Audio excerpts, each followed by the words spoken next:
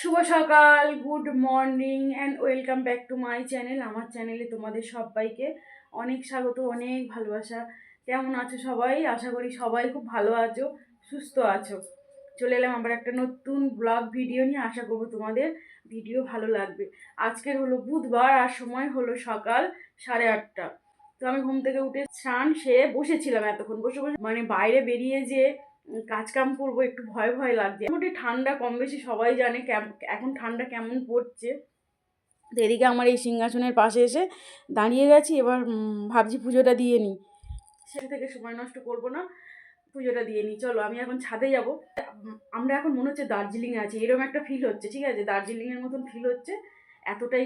এতটা পরিমাণে শিশির পড়েছে। চলো তোমাদেরকেও দেখাই কেমন শিশির পড়েছে।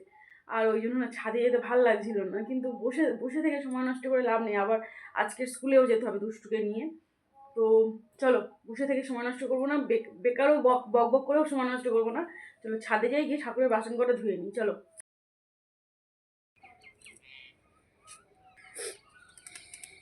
সকাল সকাল জোড়া শালিক, দুই শালিক দেখা ভালো সকালে বিকালে। তো আমি তোমাদেরকে সকালে দেখিয়ে দিলাম। বাসন কটা ধুয়ে নিয়ে তাড়াতাড়ি নিচে নেমে যাই, ভীষণ ঠান্ডা। সকাল সকাল রান্না বসিয়ে দিয়েছিলাম, জানি যে দুষ্টুকে নিয়ে স্কুলে যাবো তার জন্য। তো আর এখন বাজে 10টা 22। এখন আর আমার পক্ষে স্কুলে যাওয়া সম্ভব নয়। এদিকে দেখো রান্না করছি আমি গলদা চিংড়ি আর ঘুগনি। আর এদিকে আছে পাবদা মাছ, এদিকে আছে ভেটকি মাছ। এগুলো রান্না হবে, এখনই বের করে রেখেছি। আর এই ঘুগনিটা আমি বানাচ্ছিলাম স্কুলে নিয়ে যাব বলে। ঠিক আছে, এখন কষাচ্ছি। এই ঘুগনিটা আমি নিয়ে যাব বলে স্কুলে, কিন্তু দেরি হয়ে গেছে। আর কী করবো, যেতেই পারবো না।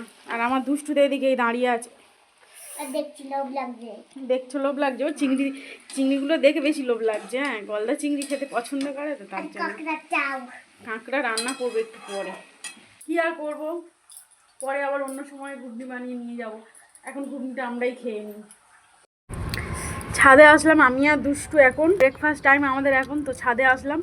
এদিকে কি আছে দেখো, ঘুগনি, পাউরুটি, পেঁয়াজ। আমি আর দুষ্টু এখন খাচ্ছি।